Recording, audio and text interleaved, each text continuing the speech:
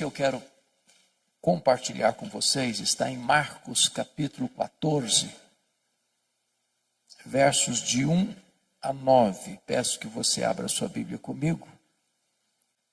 E ao abrir o texto, mantenha sua Bíblia aberta nesta passagem. Eu estou usando a versão ARA, revista e atualizada. Eu não sei se nós temos a projeção do texto, mas se não tiver, acompanhe comigo a leitura. Marcos 14. Está escrito assim: dali a 2 dias, era a Páscoa e a festa dos pães asmos. E os principais sacerdotes e os escribas procuravam como prenderiam Jesus à traição e o matariam. Pois diziam: não durante a festa, para que não haja tumulto entre o povo.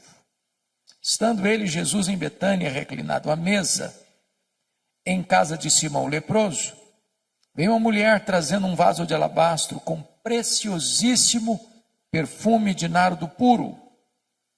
E quebrando o alabastro, derramou o bálsamo sobre a cabeça de Jesus. Indignaram-se alguns entre si e diziam: para que esse desperdício de bálsamo? Porque este perfume poderia ser vendido por mais de 300 denários e dar-se aos pobres. E murmuravam contra ela. Mas Jesus disse: deixai-a, por que a molestais? Ela praticou boa ação para comigo. Porque os pobres sempre os tendes convosco, e quando quiserdes, podeis fazer-lhes bem, mas a mim nem sempre me tendes. Ela fez o que pôde. Antecipou-se a ungir-me para a sepultura.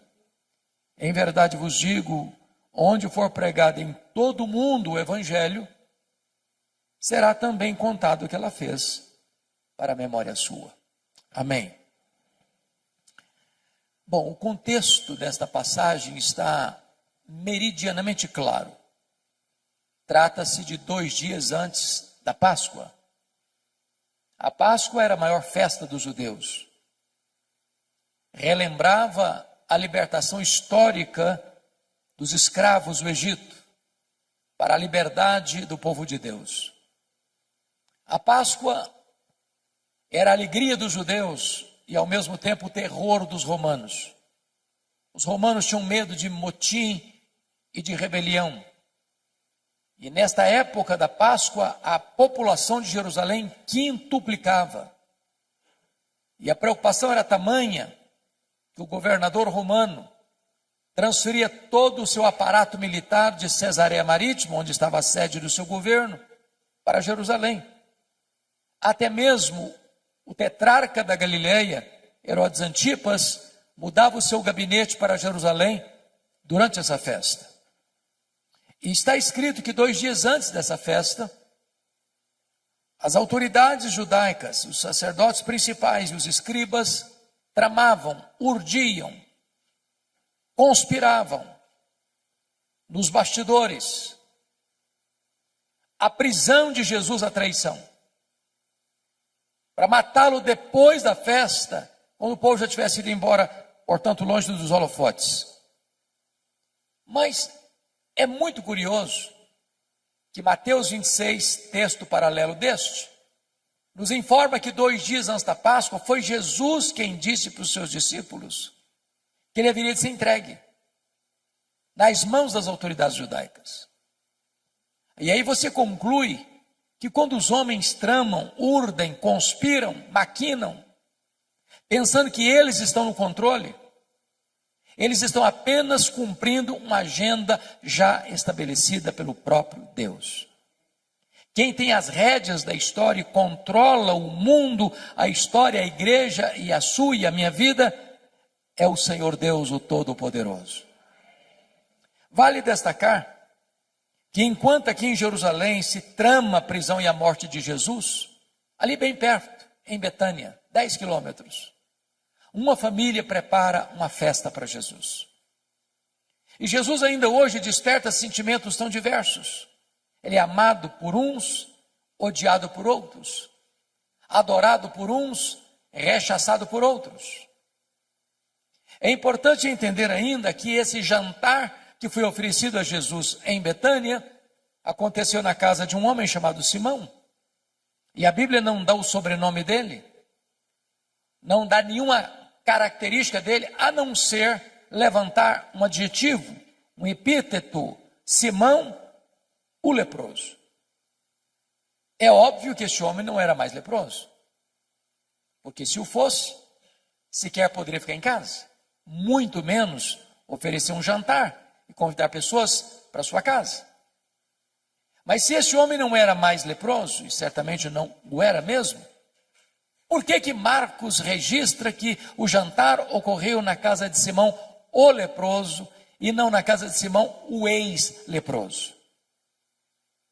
Para advertir-nos de um grande perigo, o perigo de rotular pessoas, o perigo de carimbar gente, porque rótulos ficam, mesmo quando eles não são mais necessários. O doente está curado, o cativo está liberto, o perdido está salvo, mas o rótulo ficou. Então não carimbe gente, porque Deus pode mudar a história delas. Também é digno de nota que quem se destaca nesse jantar é uma mulher. E nos evangelhos chamados sinóticos, Mateus, Marcos e Lucas, que relatam esse episódio, embora Lucas passa de raspão, essa mulher é incógnita. Essa mulher não tem nome. Ela é anônima. Porém, em João 12, texto paralelo deste, essa mulher tem nome. Essa mulher é Maria, irmã de Marta e de Lázaro. E ela tem uma biografia belíssima, porque ela só aparece 3 vezes na Bíblia. E nas 3 vezes que Maria aparece nos registros bíblicos, ela está no topo do mundo, aos pés de Jesus. Porque não há lugar mais alto no mundo do que aos pés de Jesus. A primeira vez que ela aparece, lá em Lucas 10, ela está aos pés de Jesus para aprender. E a maior e melhor academia do mundo é assentarmos-nos aos pés de Jesus. Porque ele não é um alfaiate do efêmero, ele é o escultor do eterno. Ele é o mestre dos mestres, ele é o Senhor dos senhores. A segunda vez que Maria aparece na Bíblia, está lá em João 11. E ela mais uma vez está aos pés de Jesus, agora para chorar. Ensinando-nos que aos pés de Jesus é onde encontramos a mais rica fonte de consolo para o nosso coração machucado e ferido. Mas finalmente, aqui no texto, mais uma vez ela está aos pés de Jesus, agora para agradecer. E agradecer o maior milagre público de Jesus, a ressurreição de Lázaro, irmão de Maria. Então diz a Bíblia que Jesus está à mesa com os seus discípulos. Lázaro, recém-ressuscitado, também está à mesa. Marta, como de costume, está servindo. Ela está sempre em movimento, sempre trabalhando. E não há demérito nenhum nisso. E agora diz o texto que Maria pega um vaso de alabastro. Alabastro é uma pedra ornamental de cor rosa. E diz o texto bíblico, lá em Mateus 26, que esse vaso está cheio de um perfume preciosíssimo, grau superlativo, feito de uma essência chamada nardo. E Marcos tem o cuidado de informar que a essência não é híbrida, é nardo puro. E João nos informa que esse vaso contém 1 libra de perfume. O que é 1 libra? 1 litro tem 2,2 libras.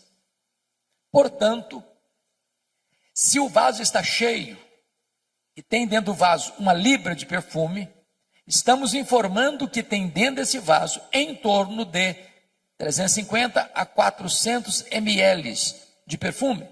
É um frasco pequeno, de uma pedra bonita, alabastro. E ela vem por trás de Jesus e quebra este vaso. Toda a casa é tomada pelo perfume de João 12. Esse perfume escorre pela cabeça de Jesus, toma todo o seu corpo, chega aos seus pés, e ela então enxuga os pés de Jesus com seus cabelos. Isso provoca uma reação imediata dos discípulos capitaneados por Judas Iscariotes. Isso é um desperdício. Esse perfume poderia ser vendido por mais de 300 denários e dar-se aos pobres. E murmuraram contra ela. E Jesus sai em defesa de Maria e diz: deixai-a. Ela praticou uma boa ação para comigo. Os pobres sempre os tendes convosco, mas a mim nem sempre me tendes. Ela fez o que pôde. Antecipou-se a ungir-me para a sepultura. E em verdade vos digo, em todo mundo, onde for pregado o evangelho, será contado o que ela fez para a memória sua.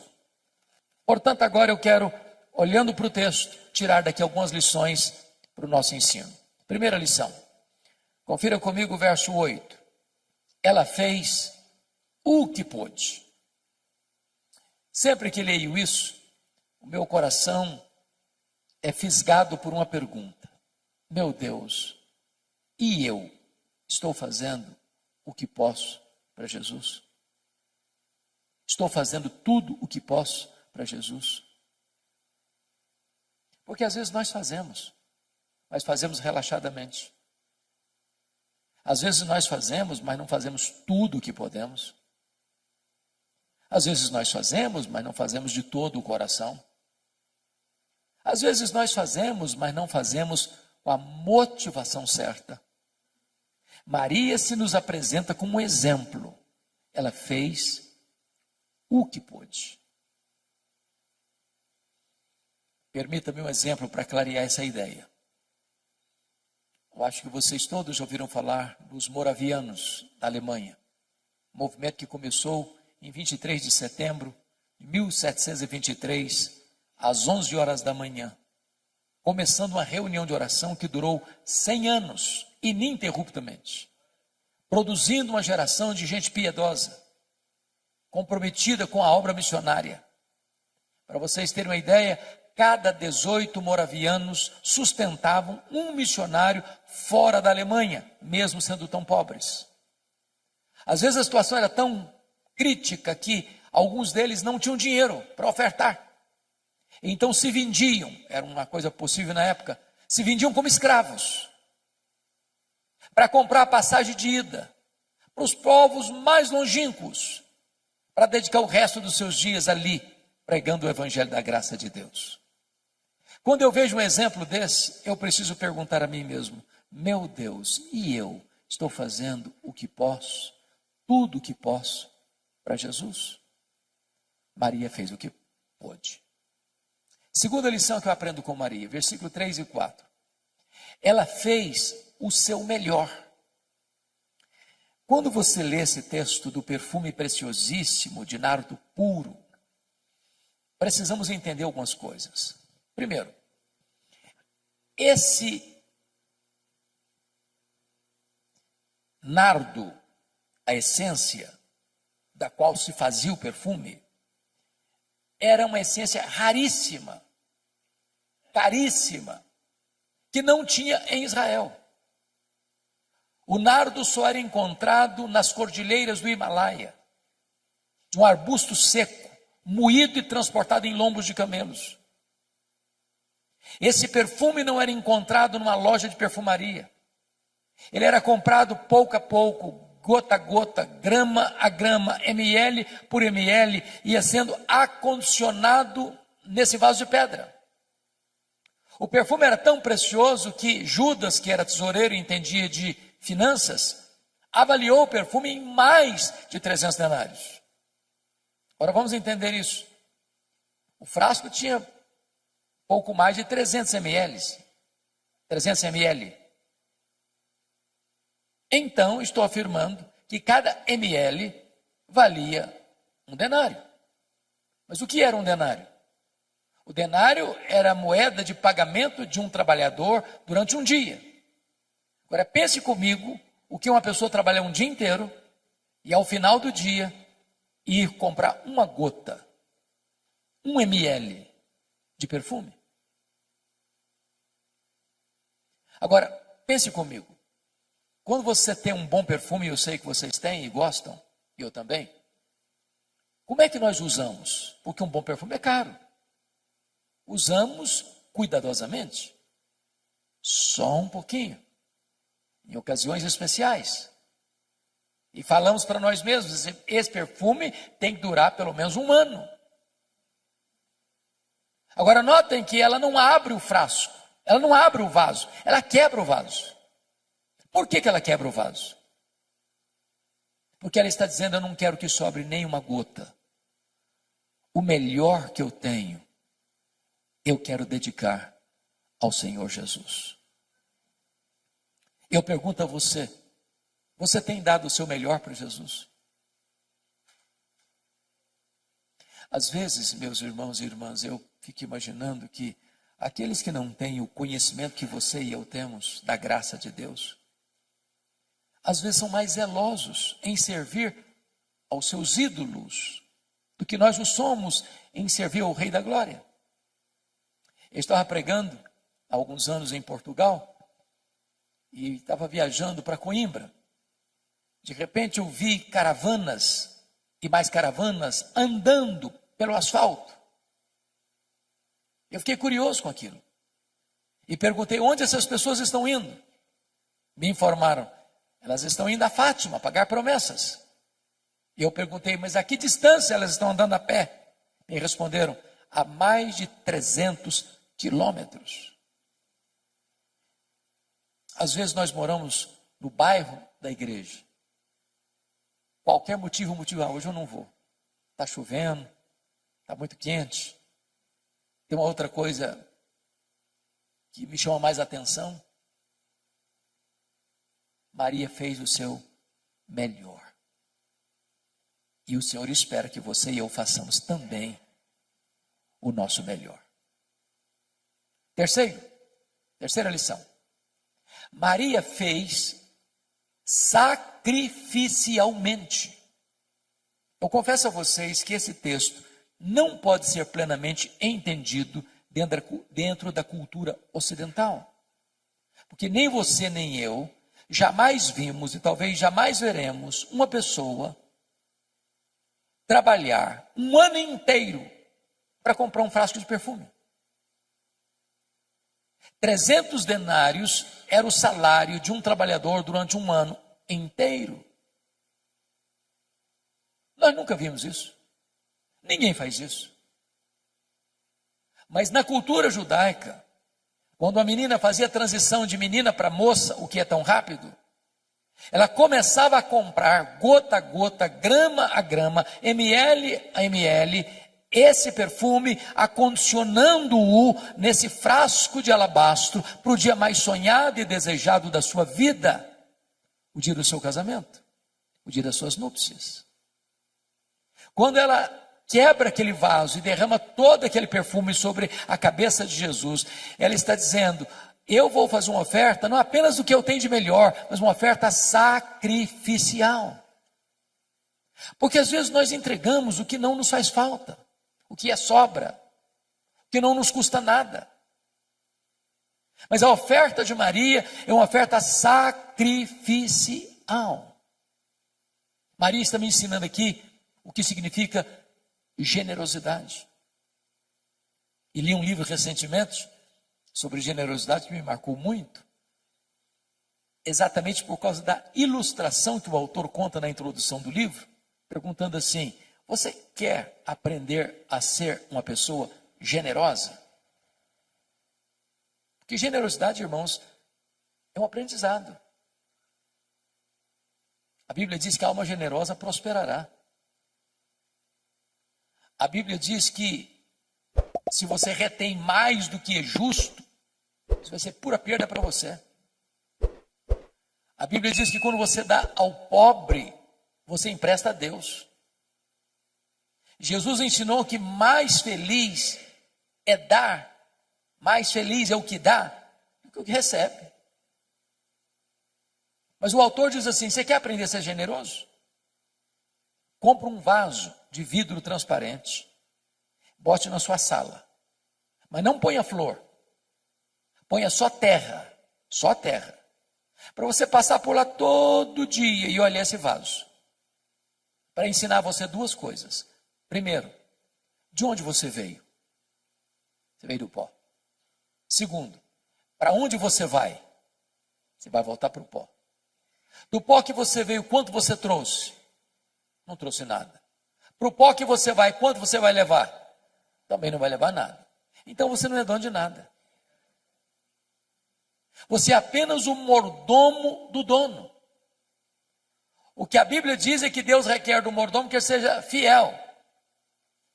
Ora, para ser fiel ao dono, que é generoso, a única maneira de eu ser um mordomo fiel ao dono generoso é sendo generoso com o que é do dono. O seu e o meu problema em sermos generosos é que nós temos a síndrome de dono. Mas se eu entendo que o que Deus me confiou não é meu e eu preciso administrar de maneira generosa, eu já não vou ter mais dificuldade de ser generoso com o que é do dono, porque o dono é generoso. Maria fez sacrificialmente. Quarta lição que eu aprendo com Maria. Maria fez, apesar das críticas. Versos 4 a 6, ela enfrenta 3 críticas: indignação, murmuração e molestação. Eu sou pastor há 43 anos.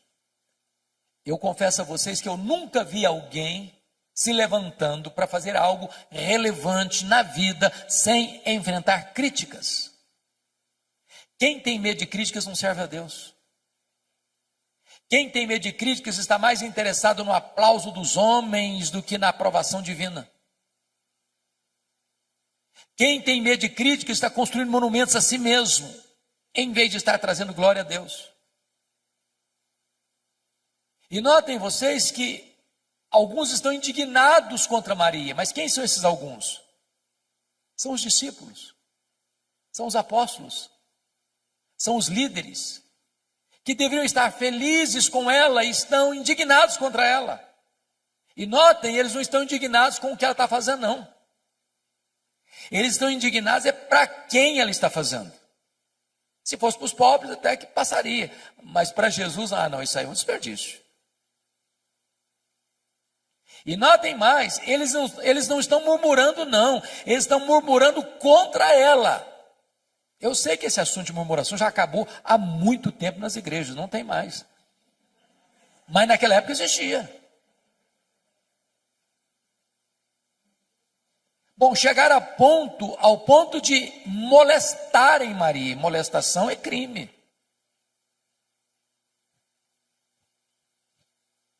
O que é curioso é que quem, conforme João 12, lidera o discurso de desperdício foi Judas Iscariotes. E João 12 diz que Judas Iscariotes, nesse discurso populista, não estava interessado em ajudar pobre, era coisa nenhuma. Ele queria pegar essa grana para ele. Ele era ladrão.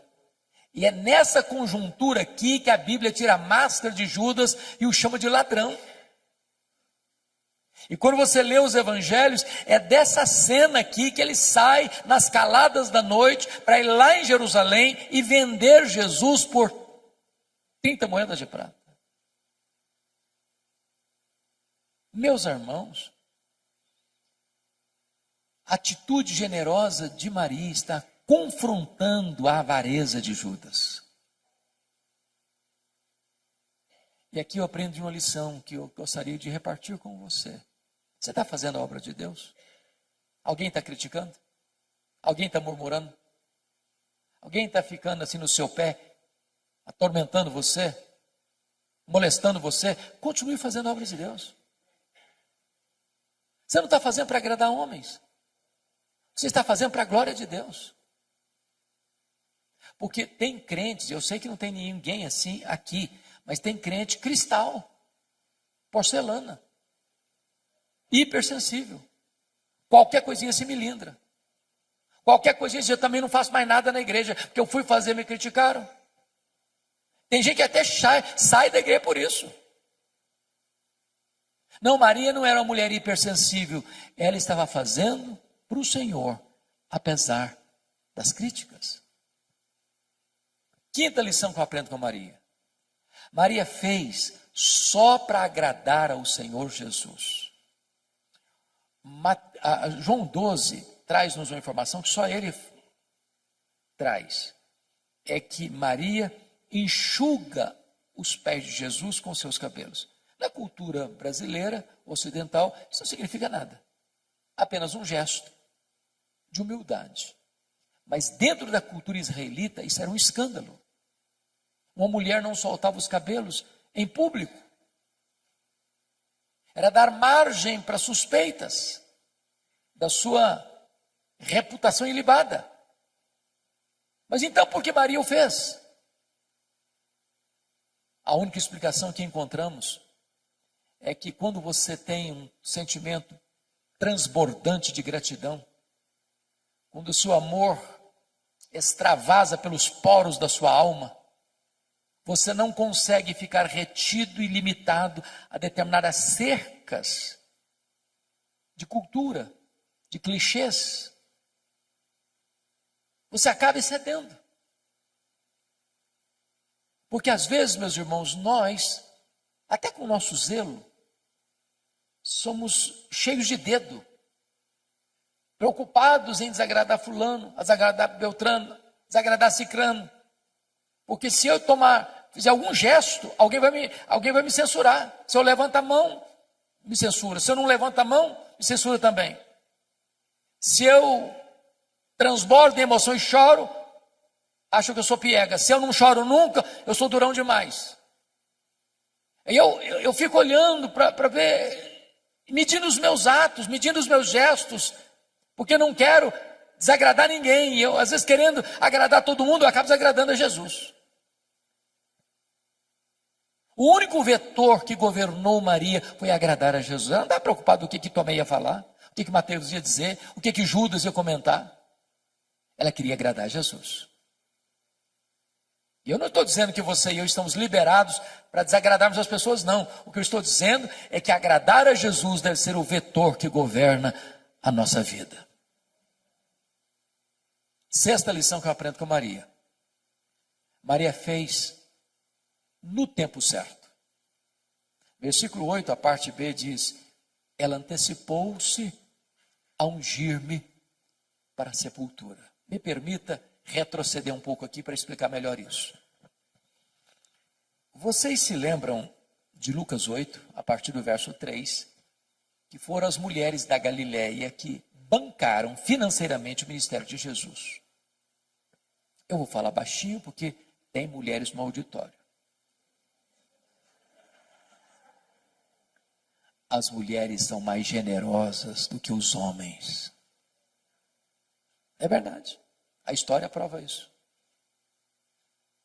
Quem financiou o ministério itinerante de Jesus pelas cidades e aldeias da Galileia, tinham 204 cidades e aldeias, foram as mulheres. A Bíblia cita 3 pelo nome: Maria Madalena, Joana, Susana e muitas outras. Eu não sei quantos são muitas outras. Mas pense comigo aqui na cena. Tem Jesus, tem 12 apóstolos, 13. Tem Maria Madalena, Joana e Susana, 16 agora. Muitas outras eu não sei quantas. Vamos imaginar que o grupo todo seja de 40 pessoas. De cidade em cidade, de aldeia em aldeia. Não tem hotel fazenda. Não tem self-service. Não tem infraestrutura. E elas atrás, passando Pix, fazendo transferência bancária, pagando a conta. Nessa jornada é que Jesus diz para os discípulos e para elas que era necessário subir para Jerusalém para ser preso, para ser crucificado, para ressuscitar o terceiro dia. Quando Jesus vai, essas mulheres sobem com ele. Quando Jesus foi crucificado, os apóstolos todos, exceto João, se acovardaram. Mas essas mulheres da Galileia estavam presentes na crucificação de Jesus.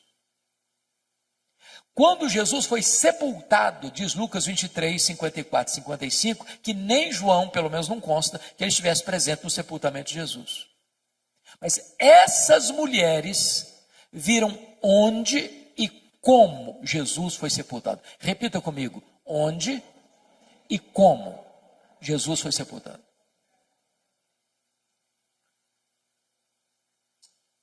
Agora vamos entender um pouco melhor. Que horas Jesus morreu na cruz na sexta-feira? 3 horas da tarde. 3 horas da tarde. Hora nona. Que horas ele foi sepultado? A Bíblia não consta. Mas tinha que ser antes de começar o sábado. Então encerrava sexta-feira, 6 da tarde, começava o sábado. Parava tudo. Agora, vamos pensar de novo comigo aqui, me acompanha o raciocínio. Então, entre a morte e o sepultamento, quanto tempo disponível se tem? 3 horas. Bom, morreu, não, e ninguém tem autoridade de tirar o corpo da cruz. Só o governador pode autorizar. Ele foi crucificado fora dos portões. O governador está lá dentro dos portões, na fortaleza de Antônia. Também não adianta ter qualquer um lá que não vai nem receber, tem que ter alguém com trânsito. Então escolhem José de Arimateia. Ele chega lá no governador e diz: ó, governador, eu queria pedir permissão para sepultar o Jesus Nazareno, porque eu tenho uma sepultura nova que nunca foi usada, e eu vou emprestar para sepultar o Jesus Nazareno. O governador deve estar falando assim: não deu prazo para morrer não. E demora. E demora muito. Tem gente que fica um dia inteiro aí. Não, mas morreu. Não morreu. Mas morreu sim, senhor. Não, eu só acredito se o centurião vier aqui me falar que morreu. Não tinha telefone celular. Tive que ir lá chamar o centurião. Trazer o centurião aqui. Ah, morreu sim, senhor. Então tem que fazer um documento. Agora tem que ir lá no mercado comprar lençóis. Mas tem que ir numa outra loja comprar perfumes. Agora tem que tirar o corpo da cruz, agora tem que limpar o corpo, agora tem que colocar perfume no corpo, agora tem que enrolar o corpo no lençol, agora tem que tirar daqui e levar para o túmulo, mas o túmulo é novo, nunca foi usado, tem uma pedra imensa para rolar, tem que rolar a pedra, tem que botar o corpo, tem que rolar a pedra de novo. Muito pouco tempo. E as mulheres estão lá de butuca, olhando onde e como Jesus foi sepultado. Eu não sei, a Bíblia não deixa isso tão claro, mas a compreensão que eu entendo, que eu tenho, é que logo que terminou o sábado, que hora que terminou o sábado? Sábado, 6 da tarde. Elas correm no mercado para comprar o quê? Perfumes. E por quê? Por quê? Meu entendimento é que mulher não gosta de nada mal feito. Elas estão olhando, estão observando. Pensaram assim: esse serviço que fizeram ficou mal feito. Quando terminar o sábado, nós vamos voltar e vamos fazer esse serviço direito. Quem está voltando no túmulo não são os apóstolos, estão trancados com medo, acovardados. Quem bota a cara na rua, num ambiente hostil, são as mulheres da Galileia. Quando elas chegam, uma surpresa, a pedra está rolada. Quando elas entram, outra surpresa, o túmulo está vazio. Quando elas saem, uma outra surpresa. O anjo pergunta para elas: o que vocês vieram fazer aqui? Procurar entre os mortos aquele que está vivo. Ele não está mais aqui não, ele ressuscitou. O que o anjo está dizendo para essas mulheres? Vocês fizeram muita coisa para Jesus, mas uma coisa vocês não fizeram. Vocês não anteciparam a ungir o corpo dele para a sepultura. Agora ele não precisa mais. Lição aprendida? Faça no tempo certo. Há coisas, irmãos, que ou fazemos hoje ou nunca teremos oportunidade de fazer. Oportunidade passa. Nunca deixa para amanhã o que você pode fazer hoje. Nunca faça a oração de Faraó. Pediu para Moisés orar por ele, para as rãs irem embora amanhã. O problema era de hoje. Amanhã pode ser tarde demais. Eu não sei se vocês concordam comigo, há duas coisas que me chocam muito na cultura brasileira. A primeira delas são os nossos funerais. Irmãos, eu nunca vi ninguém receber tanto elogio quanto o defunto. Já viu? É uma rasgação de seda em cima do caixão que não tem mais fim.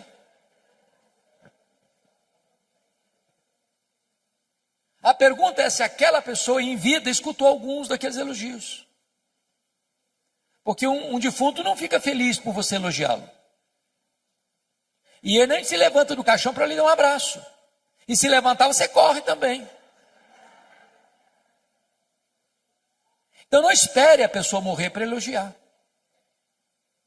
Que tem crente assim, muito espiritual, que diz, não, mas esse negócio de elogiar é um perigo, a pessoa vai ficar vaidosa. O que a Bíblia proíbe é hipocrisia. Mas um elogio sério, sincero, oportuno, é um bálsamo. A segunda coisa que me choca na nossa cultura é que defunto recebe mais flores do que vivos. Faz sentido isso? Não faz sentido, gente. Eu fui num funeral certa feita e contei 86 coroas de flores. Contrataram um caminhãozão para levar as flores, um caminhãozinho desse tamanhozinho para levar o defunto. E eu fiquei do lado olhando. Falei, meu Deus, para que tanta flor para o defunto? Coitado, não consegue cheirar um botão de rosa a mais. Mas sabe por que os mortos recebem mais flores do que os vivos? Porque a voz do remorso é maior que a voz da gratidão. Não espere a pessoa morrer para mandar flores. Mande flores enquanto ela pode admirar as flores. Colocar num bonito jarro, botar na sua sala. Faça no tempo certo. Eu fico olhando para a Bíblia e vendo a história do Davi. Sabe quantos anos o Davi ficou brigado com Absalão? 11 anos. 11 anos. Sem conversar. Chegou uma hora que o menino não queria conversar com o pai também não. Agora ele queria matar o pai. Tomar o trono do pai. E quando Absalão morreu, Davi desabrocha em choro. Meu filho Absalão, Absalão meu filho Absalão. Demonstrando seu amor por ele, mas agora não adianta mais. O menino está no caixão.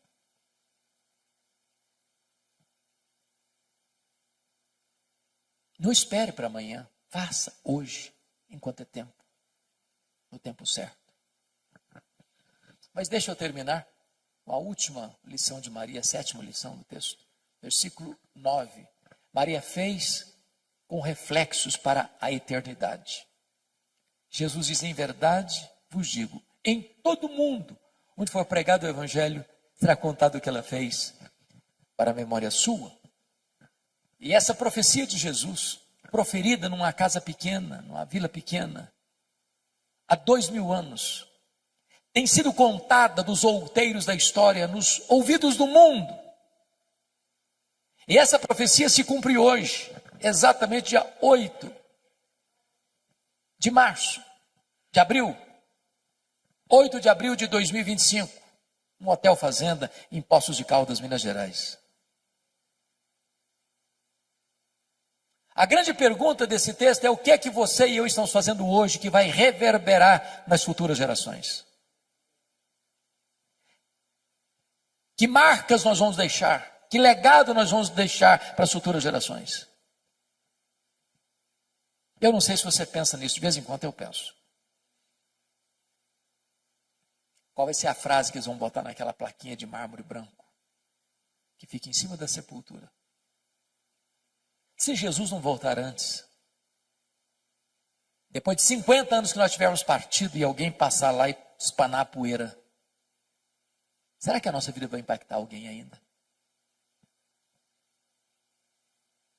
Nós estamos vivendo uma geração egoísta, narcisista, consumista, materialista. Nas palavras de A.W. Tozer, estamos vivendo uma geração que está olhando para o seu próprio umbigo.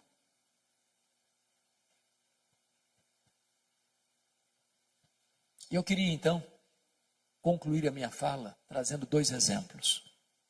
Um da Bíblia e outro da história da missiologia. O exemplo da Bíblia tem a ver com o rei Ezequias. O rei Ezequias teve um pai terrível. O pai dele era Acabe, Acás, um homem terrível, idólatra, feiticeiro. Mas Ezequias, embora não tenha tido berço, foi um homem piedoso. Começou a reinar. Com 25 anos, reinou 29 anos, morreu com 54 anos. Ele foi tão piedoso que a Bíblia diz que não teve ninguém igual a ele, nem antes nem depois. Foi no governo dele aqui em Jerusalém que as 10 tribos do norte foram tomadas pelo Império Assírio. Quando ele tinha 39 anos, ele enfrenta 2 terríveis problemas. Primeiro, um cerco militar do mesmo exército que tinha tomado Samaria, agora cerca Jerusalém e dá uma ordem para ele: se renda, porque Deus nenhum poderá livrar você da minha mão. Se não bastasse isso, diz a Bíblia que ele sofreu uma enfermidade física, uma úlcera, que médico nenhum conseguiu resolver. E Deus manda o profeta Isaías na casa dele com uma palavra expressa: põe em ordem a tua casa, porque morrerás e não viverás. E o rei voltou-se para a parede e orou fervorosamente, chorou abundantemente.